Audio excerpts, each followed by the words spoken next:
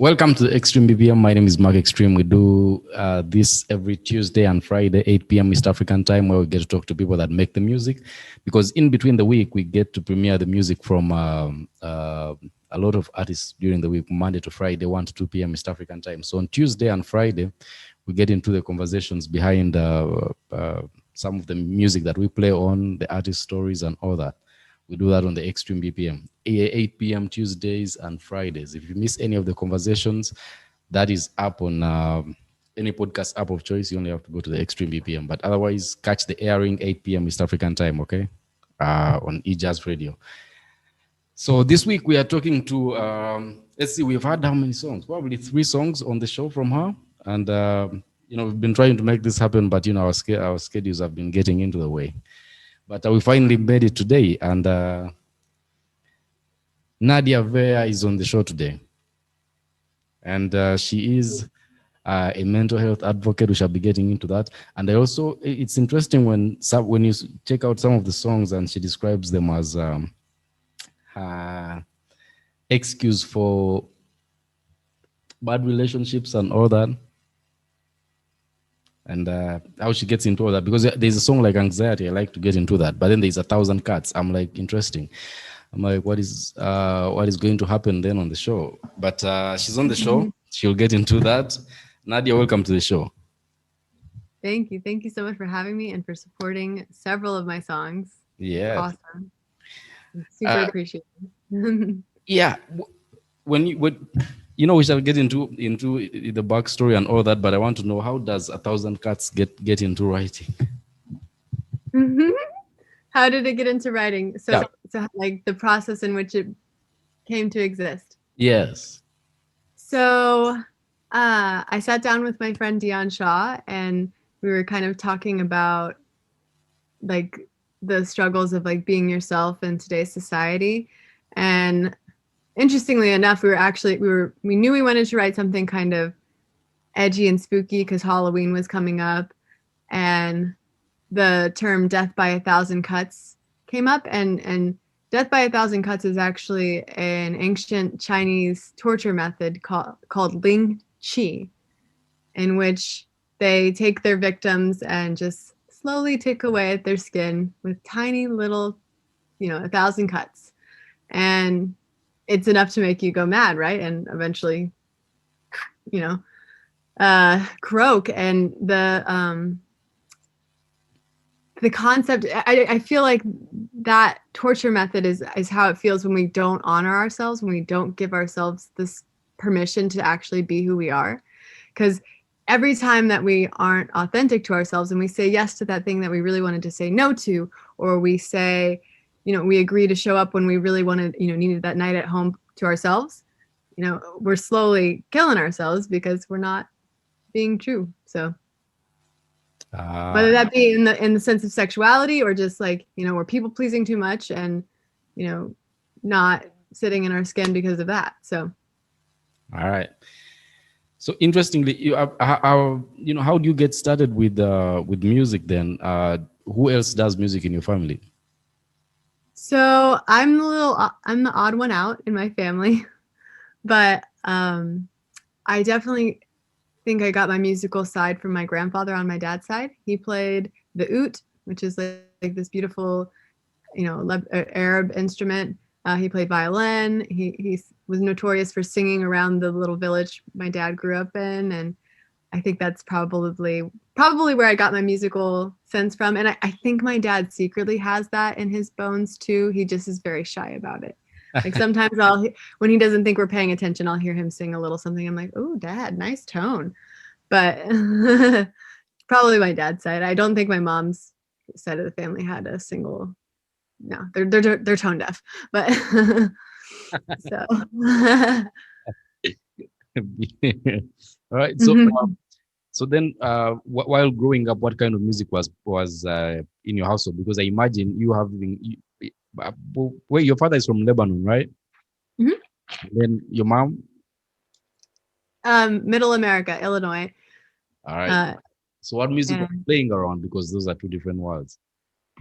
Yes, my mom grew up in Illinois and Indiana, and I know she had lots of exposure to like classic rock, and she grew up on, you know, great music. But I think my musicality, like I said, definitely comes from my dad's side. My dad had so much varietized music playing through the house. You know, there'd be French albums from Celine Dion, lots of, you know, Middle Eastern style sounds, and lots of great classic rock. My dad has great music taste. So I think being able to be exposed to more cultures definitely enhanced my musical ear.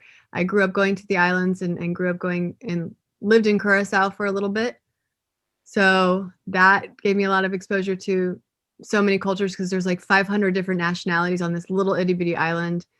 And 500. um, yeah, 500 on this, like there's so many people from different walks of life on that island. And I think that experience definitely lent to my development as an artist too.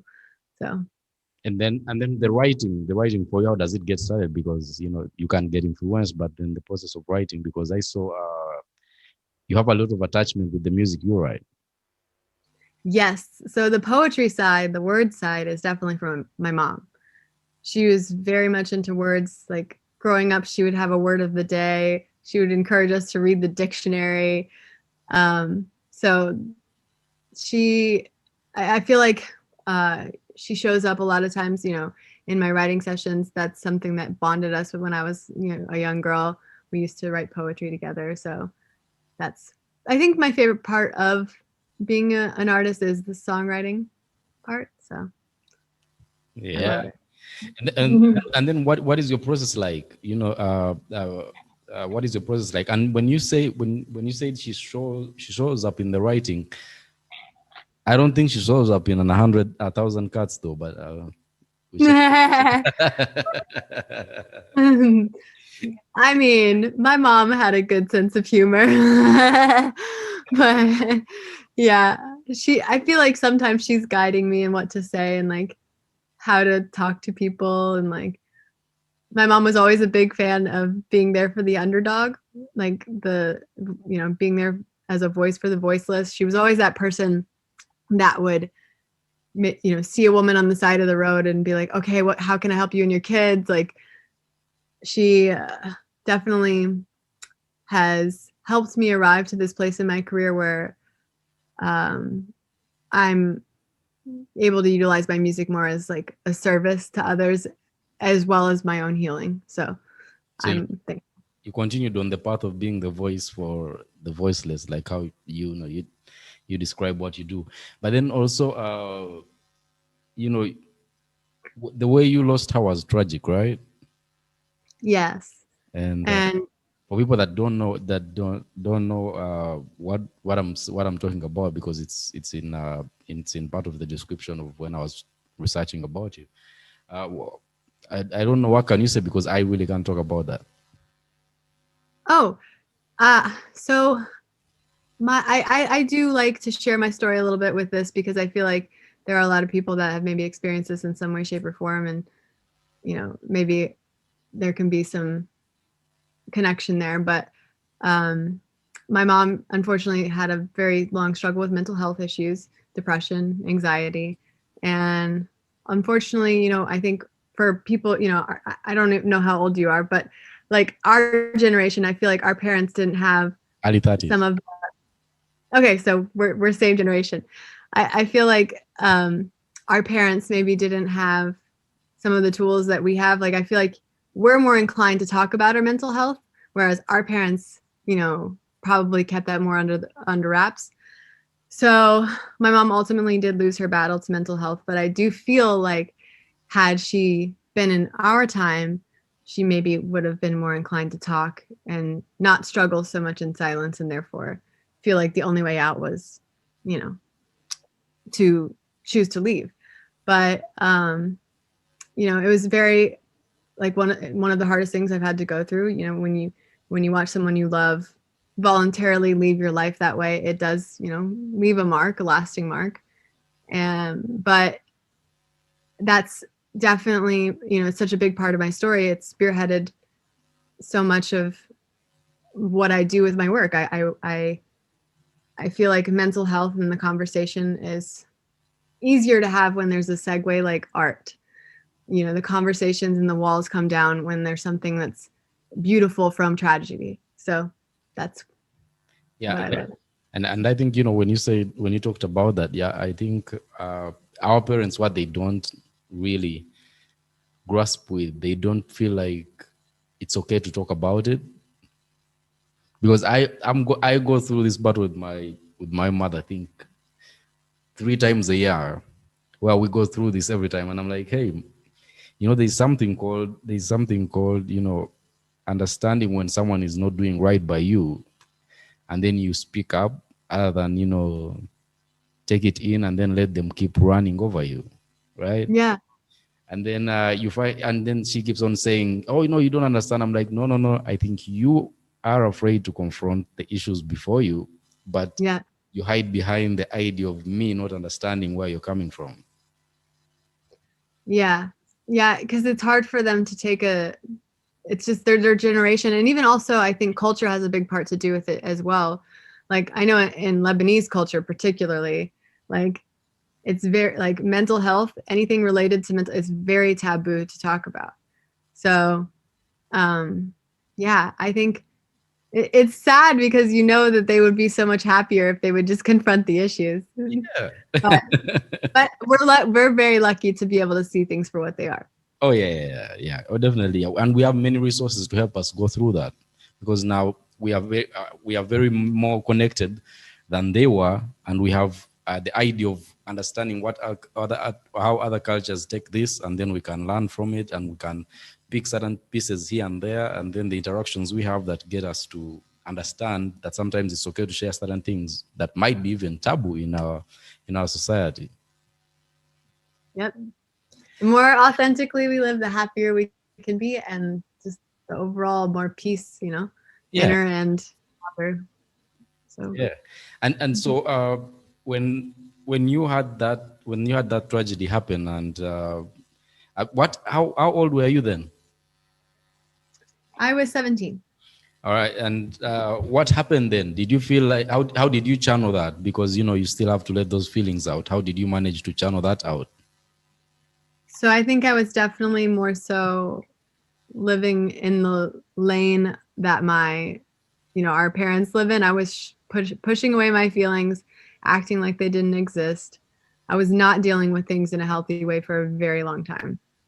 I was running from myself, running from my pain, and I was partying a lot, um, and definitely immersing myself in toxic relationships just to distract myself. Just I didn't want to deal, and um, I was working in different jobs too, and I would like become star employee, because I just wanted to distract myself. But I wasn't doing anything I was passionate about in my work. I was, successful, but I was unhappy. And one fateful day, I woke up and I was in my relationship that I, wasn't being fulfilled by. I was in my job that was just not helping me grow. I was in school too, and I just woke up and I was like, you know what? I'm not happy. Like, just something snapped. I don't know. I can't explain it. I just woke up and I was like, I quit everything. So I quit everything and I kind of flipped my life upside down in a matter of a few weeks. And uh, fatefully, I met a circus ringmaster that brought me back into the arts world. And while circus was not the answer, it led to the answer, which was back to music. So um, when I think of my journey, like, had that not happened, I don't know if I'd be sitting here talking to you about 1,000 cuts today. But yeah, it's crazy because I think I spent so long running from myself, and my mom kind of like had to intervene and like bring something quirky in and was like, okay, you remember who you are? Okay, here you go. But Yeah, and when I looked at some of the songs, you are describing how the toxic relationships, are a big part of what you write about most in the music that I have so far, that I have received. Uh, Do you feel like, because I was talking about this, the last interview I had on Friday, someone was talking about how sometimes we, because of what we grow up around, even when we get into, even when we meet people in our lives, other people, if there is no any chaos or any drama, we don't feel like, we feel like there's something missing. We feel like, oh no, we are missing something. This might not be the right thing just because of what we are used to, unless we unpack that. Do you think that was one of the reasons why you are getting into toxic relationships? Oh, 100%. I hadn't dealt with any of my pain bodies, that I had acquired from growing up. And, I think I had a great childhood in a lot of ways, but I think, when you have a parent that struggles with mental health, of course, there's going to be a lot of,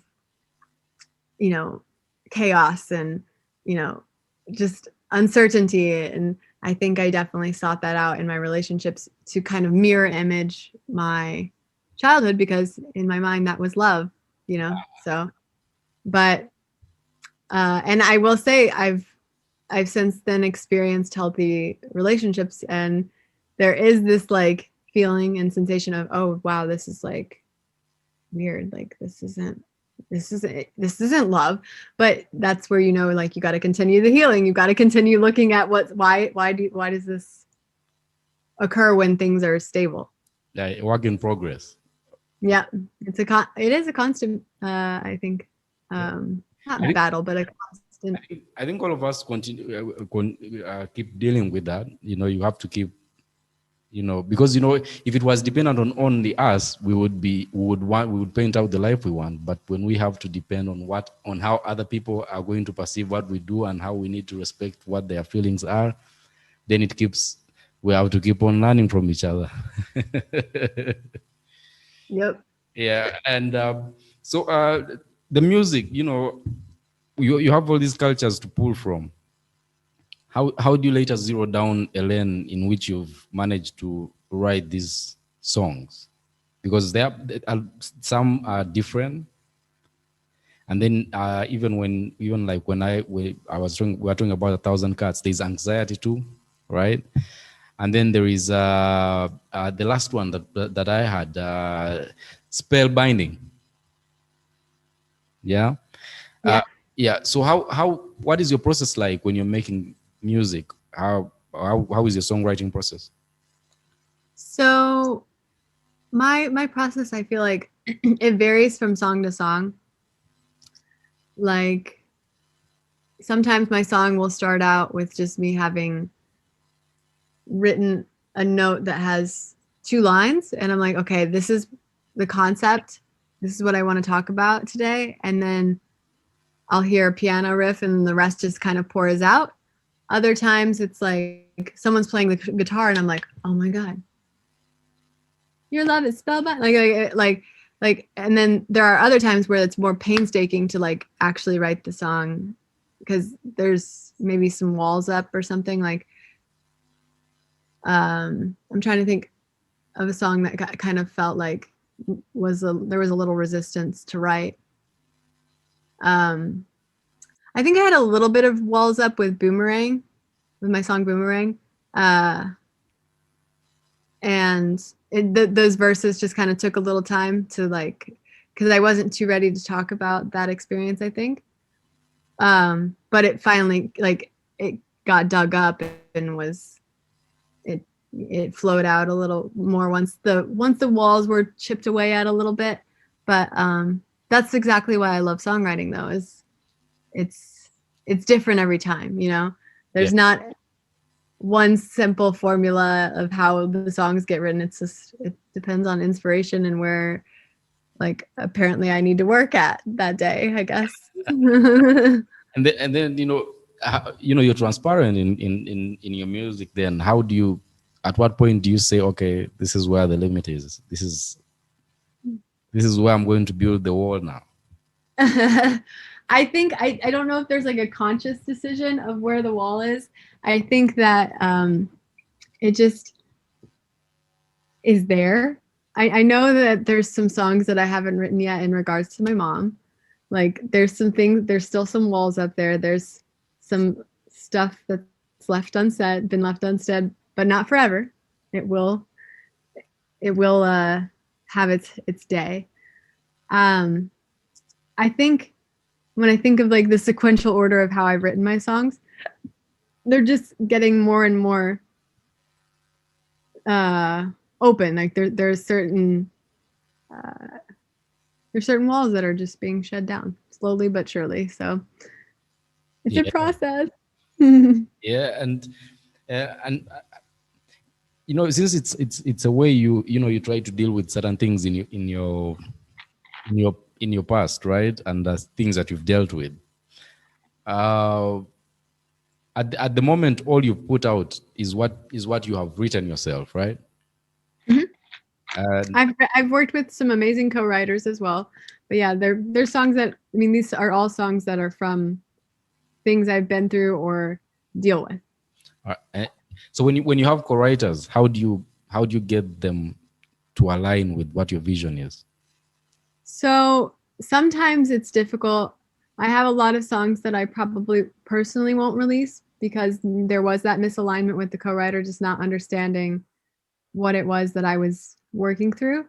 You know, they're still great songs and I'd love to grant them to other artists, but they just don't represent me. But luckily I have a couple co-writers that I've joined forces with that I just feel such a synergy with. And if they don't understand what I'm trying to convey, they really try to put themselves in my shoes.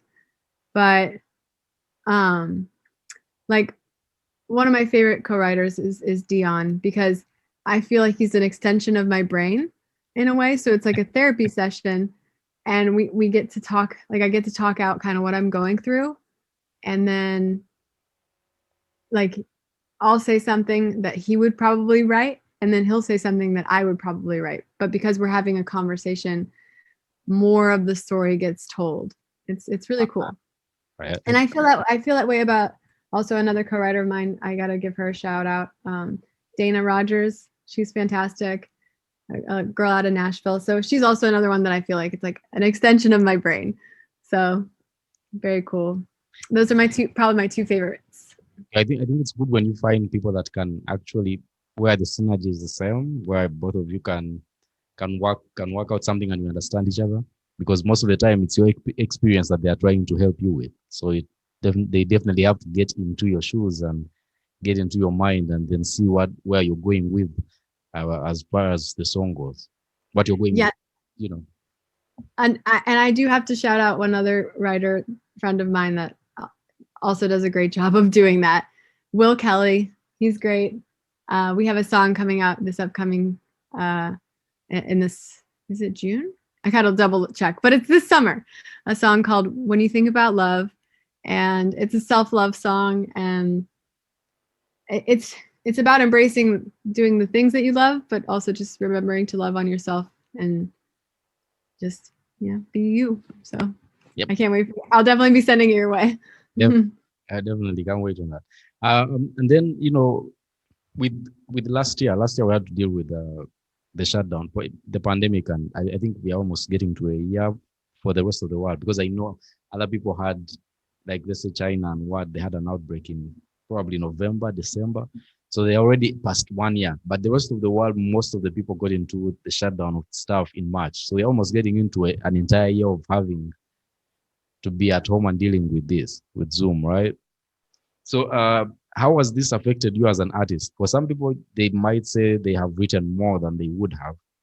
For other people, they are like, I feel, the brain shut down and they just can't create because they work with other people well and they can't figure out working on Zoom. How has it been for you? I would say overall, my creativity and productivity have been the same, but there have been pockets where it's just like the really tough times of pandemic where like there was a lot of uncertainty.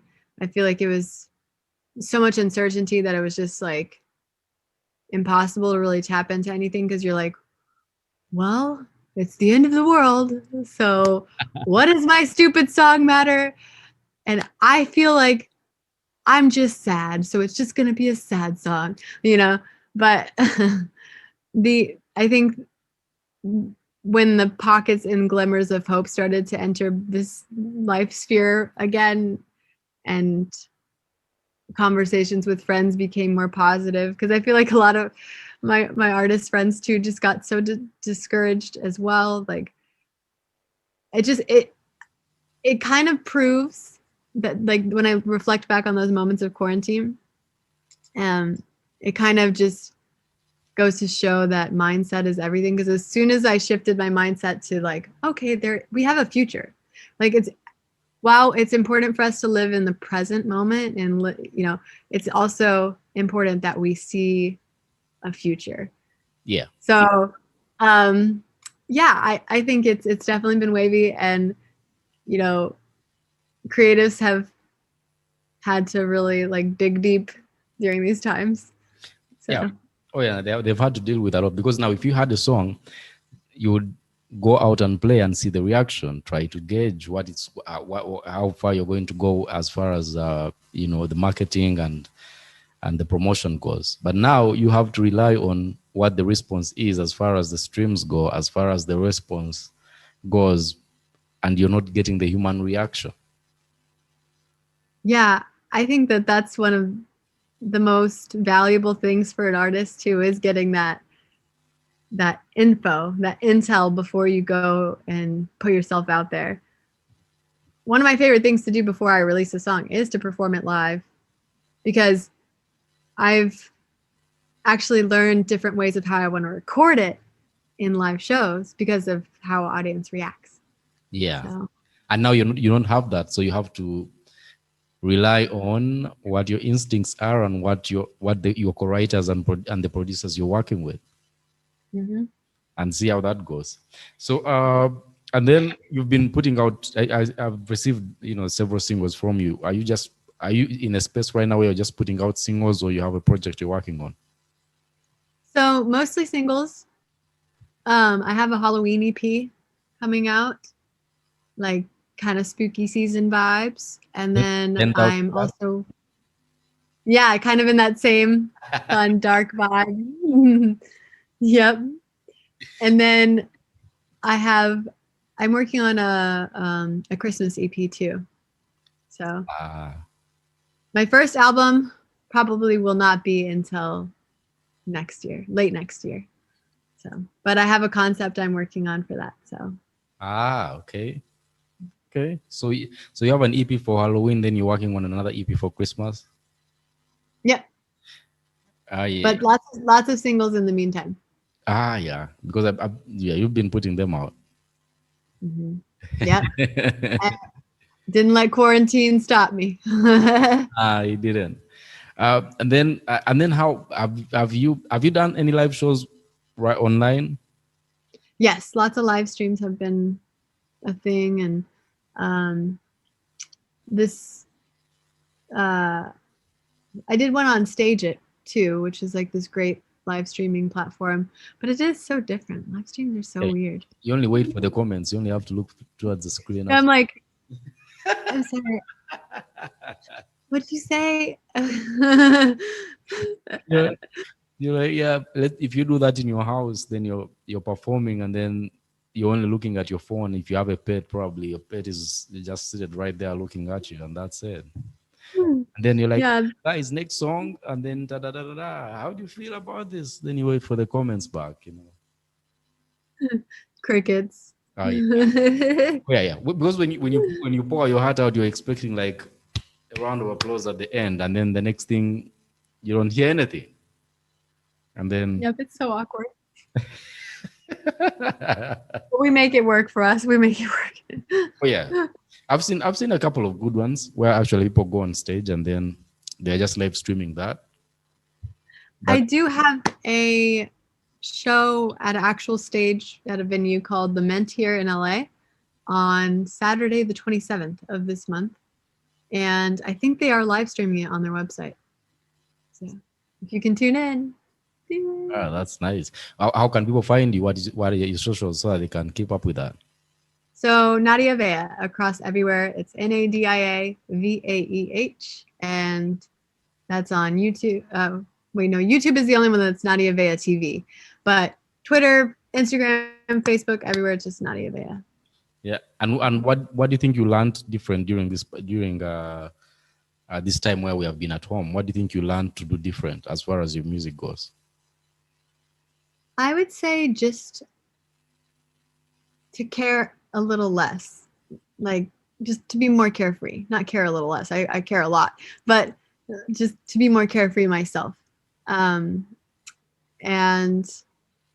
I've definitely been grounded down a little more in this time because I've been able to be at home and figure out what I really want to say and what I really want out of life. And I mean, while this pandemic and the quarantine, it's had its set of challenges and it's been devastating to like so many people, I think there's been a lot of positives too.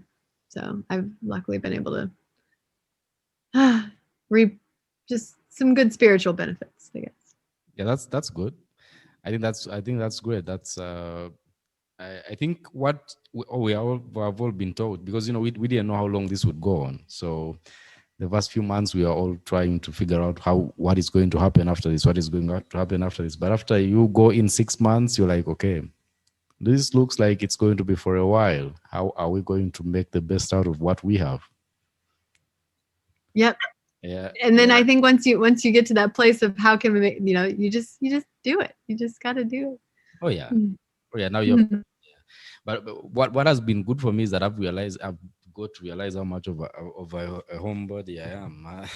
It's like, I feel you on that. I was like, oh. Sometimes just being home is nice. It's free, you get to recharge. Yeah, I'm like, I think you'll like my. What was that? No, I'm like, yeah, I have to be home, and I have to be home. I can't come to that, the pandemic, So sorry, pandemic. I would love to, but deep down you're like, yep, the pandemic. The next song I'm putting out on March 26th is called Never Leave the Basement, and it's for my introverts everywhere, so I think you'll love it. I think you'll enjoy it. Yeah. You also don't want to leave the basement? Yeah, it's kind of fun. It's, you have everything you need, really. Yeah. So. But nonetheless, the good thing is, since the vaccines are coming in, I think people are going to get out again, right? Yeah. And let's see how that goes. Because for the arts industry, the creatives have been hit hard this an entire year of, especially the people that I feel for more are the people that do the independent artists that have to actually get on to doing live gigs to make sure they can keep up. Yeah. Ooh. They've had to get really creative, or I know so many of my colleagues, like friends here in LA and like fellow creatives, they've had to move back home. Like LA is it's been weird. Like a lot of people have had to just kind of shift. But one thing that I will say for me and my team is we're like, well, I guess we don't have to live in LA and pay exorbitant rent prices to do what we do, because we've been doing it and we can probably do it anywhere. So. Oh, you're not in LA now? No, I'm actually, I have been able to stay in LA, thankfully. But me and my team have all been like, why are we so focused on having to like stay in LA? Because this year has proven we can do it anywhere. So, but LA is a great place to be. So, and lots of, great events happen here when events happen. Yeah. So, hold that thought though. Now, with us looking at things almost opening up, what other plans, what else are you working on for this year? Lots of singles, lots of new music, some music videos, of course, definitely a tour when things are back open. Probably UK is the first place I will hit.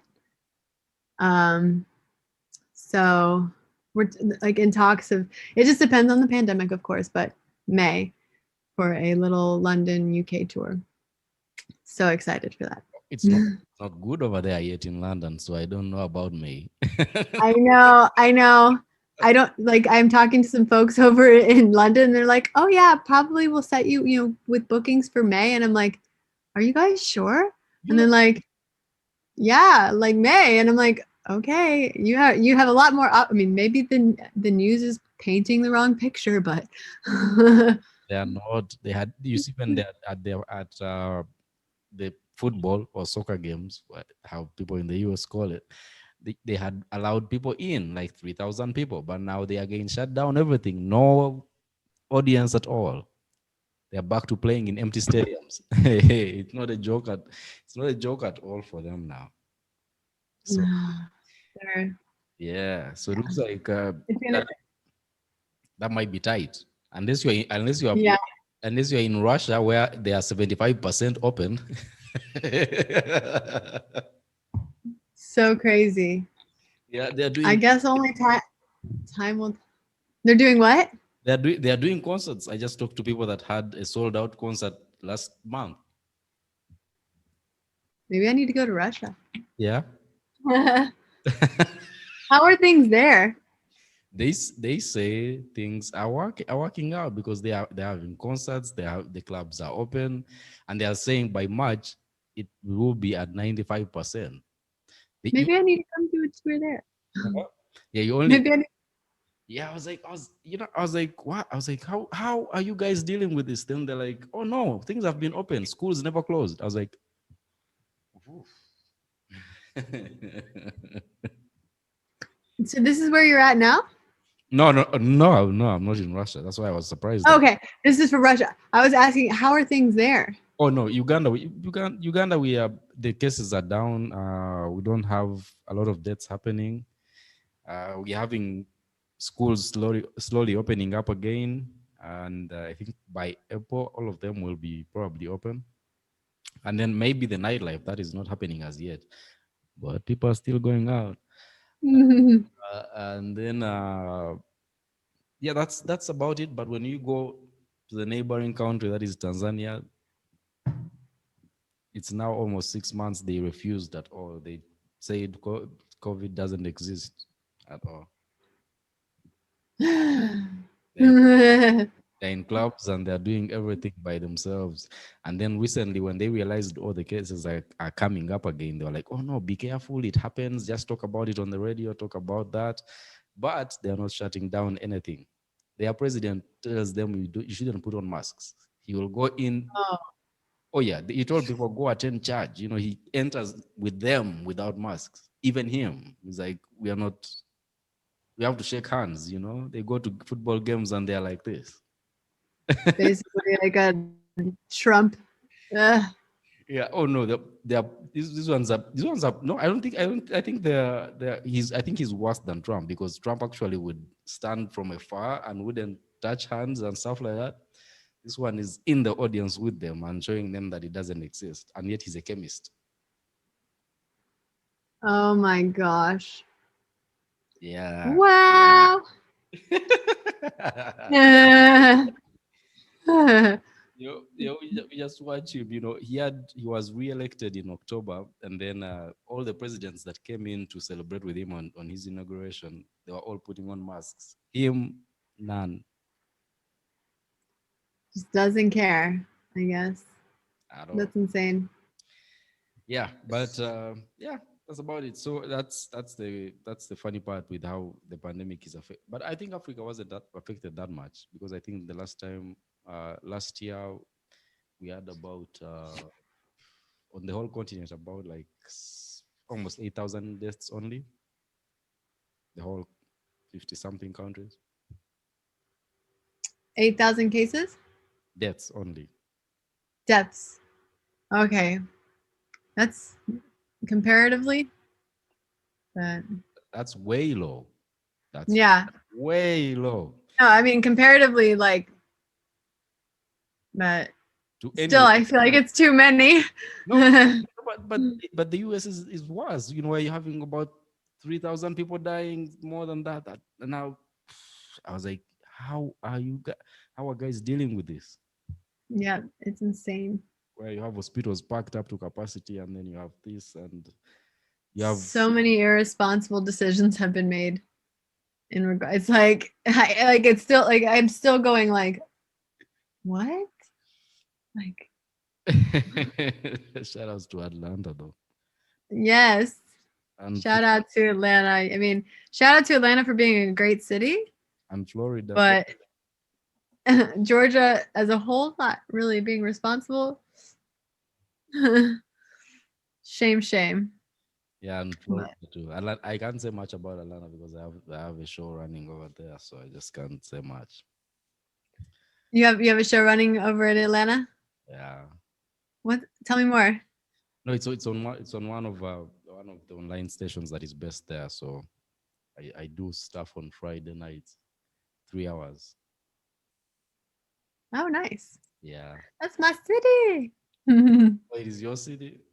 Well, I mean, I don't own it, No, but I mean, it's my home city. I'll claim it any day. I love being from Atlanta. how do you rate their responsibility? Uh, like between 1 and 10, like a scale of 1 and 10, I give them a 0. That's high.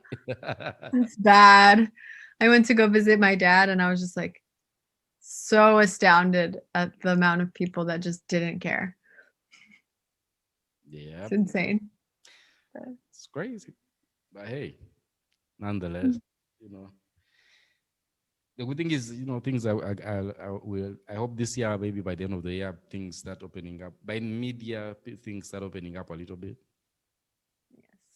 Yeah, and we hope things can get back to a little bit of course, they will never get back to normal, I think, for a long time. That is if it ever happens. But, moving on, I think uh, this has, do you feel like after this, you will still go back to your normal process of making music? Honestly, before pandemic, I was doing a lot of Zooms anyway. Oh, Like seriously, the only thing that changed about my life is less travel and no shows, like no real in-person shows. That's really all that changed for me.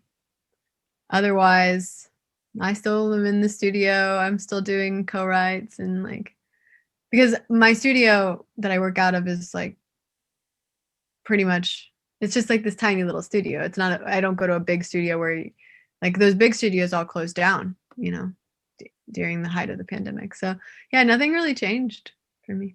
no, I mean, like, as far as right now you do a lot of the co-writes and stuff like that, collaborations on Zoom, Mhm. as opposed to you going out to studio and hanging out for about 3-4 hours, 5 hours. Yeah. So do you think when this opens up, because now we've started to realize how long we want to be in the studio, Yeah. you feel like, you don't need the 4 hours at the start. You're like, I was wasting a lot of time by spending 5 hours, yet we could just get on, when we get on Zoom here and we do it 2 hours and we are done with the session. Yeah, I think that, I mean, even like I said, even before pandemic, a lot of my sessions were just on Zoom because one of my favorite co-writers, Dion, is in Australia. So I probably will, I mean, I'll still do studio sessions because sometimes they're just fun. They're like hanging out. But for the most part, I'm just gonna keep doing what I'm doing because it is easier in some ways. Like, of course, it's nice to be in person and feed off the energy more, but yeah, I don't mind. Oh, no, you're already used to it because you're the person you're working with is, if they're in Australia, which is, by the way, already like 8 hours ahead of me. That's probably how many hours ahead of you? Yeah, so luckily my co-writer is not a typical artist and he wakes up super early. I don't know how he does it. I'm like I sleep till like 10 or 11 usually, but um he wakes up at like 7 a.m. So, which is about 1 p.m. my time. But it's a whole different day there. So he'll wake up at 7 a.m. on a different day and then it'll be like around 1 p.m. here. We'll write. Hold on, 7 a.m. is like 1 p.m. your time? Yeah. Let's see. But it's a whole different day. Yeah. It's so crazy. Because I was going to tell us because I do a morning show, right? And I have to get up by about 4:30 or 4 sometimes. And by the time I get up, they are already towards midday of their day. It's so crazy. And yet I'm like 8 or 9 hours in ahead of you. It's so funny. Like when we're starting our session, he's having his coffee and I'm like eating, it's weird when you're, but you're, do you have your morning show tomorrow? Oh yeah. Yeah. You have to be up at 4 a.m. tomorrow? Yep. I feel for you. Oh my gosh. Yeah, because I'm on, let me see, I'm on Monday to Friday, 6 to 10, but I have to get up at 4:34. And then I have another one, 1 to 2, which is on another station. Then I have another one that is on the third station that is 10. But but that one they keep replaying the same thing, right? So it's 10, 4 p.m. and then 10 p.m. 10 a.m., 4 p.m. and 10 p.m. So that one is one show that they keep replaying for 30 minutes. And then yeah. So I think in a day, if I sleep 3 hours, that's probably the maximum I can get in a week. You sleep for only 3 hours? Probably three, the most 4 hours. How do you look 25? I I I I do maybe working out a lot. I I thought I sleep for maybe like 5-6 hours on average, but 3, I don't know if I could do that. Oh yeah, there are times when the alarm goes off and I look at it and I'm like, why, Why did I sign up for this? why did you, why did you, why do you have to do this? And I'm like, well, and remember my alarm is like 30 minutes before, so it's at 3:34. So You need to sleep more. Sleep more. yeah, you're like, oh no, let me get back in, and then again it comes back up, and I'm like, I have to get up now. Yeah, but usually the mid of the week is what is tough. But starting the week is not hard because on the weekends I only have one show on the weekend, and so I You have just sleep. Sunday off, I have Saturday off, so I barely, actually those 2 days I barely leave home at all. You just pass out. That's the funny part. I barely do it though. You need to sleep more. Yeah, and yeah, so it's it's like that. It's a cycle that keeps on doing that. Bad sleeping habits. Yeah. I think our whole generation has really bad sleep hygiene. Oh yeah, terrible. We eat terribly, and then It's all, social media's fault. I the way they keep. have some songs about that. Don't worry. Oh yeah, we need those because the way they make sure we keep our eyes glued to the screen is crazy, crazy. Yeah.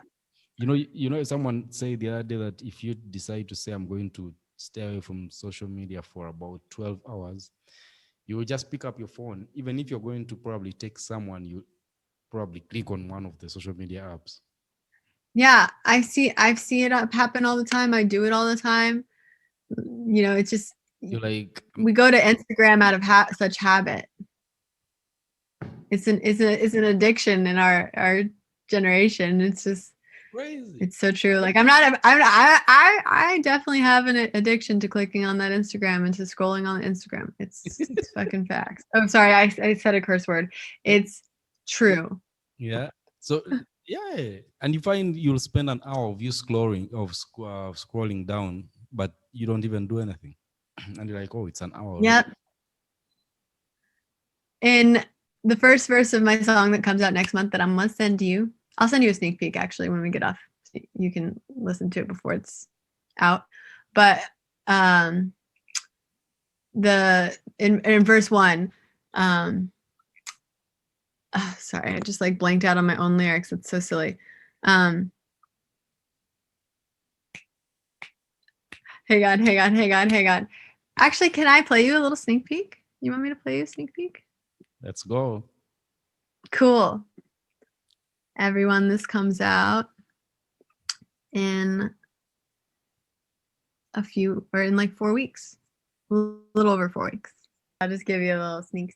But Maxing the credit card hits different. yep. Maxing the credit card, it's different when it's so relatable. You're like, oh. Yeah, I feel like, our generation, our society, we tend to live beyond our means, social media like tells us, fills us full of lack if we don't have this or we're not doing this. And, Crazy. it's like, it's kind of like, dark in a way, but I also think we're learning. Like a lot of this pandemic has opened our eyes to a lot of truths about how we've been living our lives, so we can live it differently, We're a mess. We're a hot mess. I see people killing themselves because of social media, and I'm like, wow. Well, and that's why I feel like these like moments, like genuine connection and genuine conversation, like they're so important. Like it's really important that we, create time and space for this kind of stuff. Oh yeah. It's hard, and I've seen this happen a lot. It's hard to get people focused for an entire hour. It's hard to do that before they can check their phone or check who was sent a text, who has done what, before they lose that the sight of what is going on. Whew. You're like, yeah, it's quite the challenge. It's hard if you tell people, hey, you're putting down the phone for 2 hours and you're just going to have a conversation. It's torture, Yeah, people freak out. I mean, I definitely think part of like why I don't sleep as much anymore is because of the phones too. I've started putting my phone in my other room because I think in those moments where I'm like, oh, I can't sleep, and then I just like end up picking up my phone, scrolling for an hour, and then I probably could have fallen asleep in 30 minutes instead of an hour and 30 minutes. It's a mess. It's crazy. Great. But yeah, because let me see because I just remember that we probably don't follow each other on what Instagram. Let me see. Yeah, there you are. Let's see. All right. I will follow you back. Let me follow you. And yeah. Oh, you're dancing in this first video though.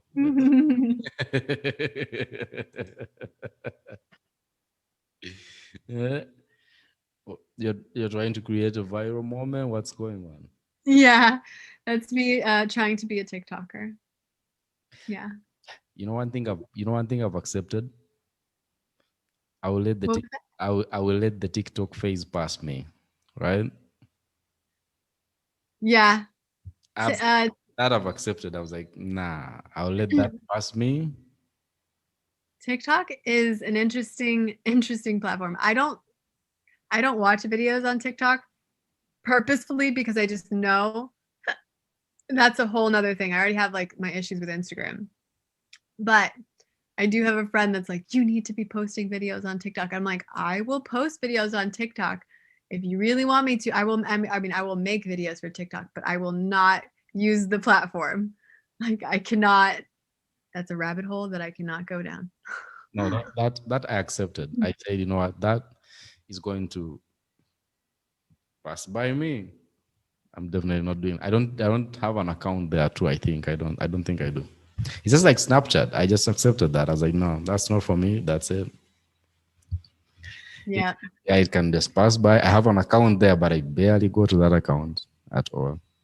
I'm like this because already even when you check out any of my platforms at all, unless it's about the work I'm doing, I'm barely putting stuff on there. So it's just that it appears like I'm posting a lot, but it's more about work. That's it. Yeah. Yeah. So it's for the best. You're not missing too much other than like videos Yeah, on how to do dance moves, and yeah, you're not missing much. I'm okay with playing the music. I think I'll DJ. I don't think I'll participate. I'll partake in the dances. Mhm. Well, you have great taste in music. Yeah. Thank you. Yeah. Yeah, I'll take that. You know, I'll be like, okay, let me go and find the music and bring it up to you, right? And then you can make the dances. You can make what the challenges are and all these other things. I think that's we all have a role to play, right?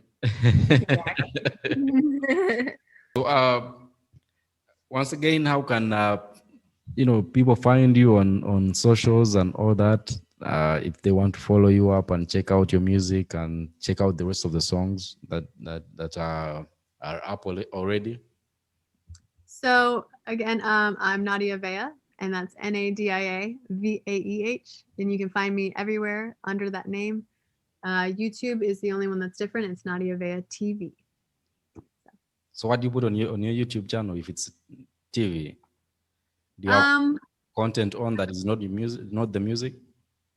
so I've got like music videos. I have some behind the scenes types of things. One of my New Year's resolutions is to do more vlogging. So you'll be expect to see a little bit more non-music related content as well. I think artists should do that more because you have YouTube. It's like your own TV station. Have stuff that people can relate with apart from the music you make. Let Yeah. them, let them see you talk more, and then probably they can relate with that, and then the music makes sense for them. If you're okay with it, I might put this on my YouTube. Oh yeah, no, I'm cool with this. Cool. Yeah. That'd be awesome. Yeah. So it's been great catching up and hanging out. Likewise. Thank you so much for having me, and I'm glad we finally got to do this. Yeah, we finally did this. And oh yeah, you will. Let's see, guys. That's about it for the Xtreme BPM Monday to that is Tuesdays and Fridays, 8 p.m. East African time on eJazz Radio. We get to talk to people that make the music. We were with Nadia Vaeh. So you have a new single coming out this week, Friday, right? The 26th of March.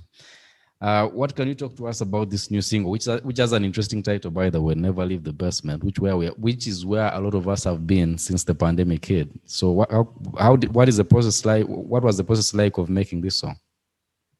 So I'm very excited about this drop on Friday. And uh, the process of writing this song, I think, definitely was born out of quarantine, just being kind of stuck in the same place, but also realizing so much in the stillness about life and the world around us, and how, you know, we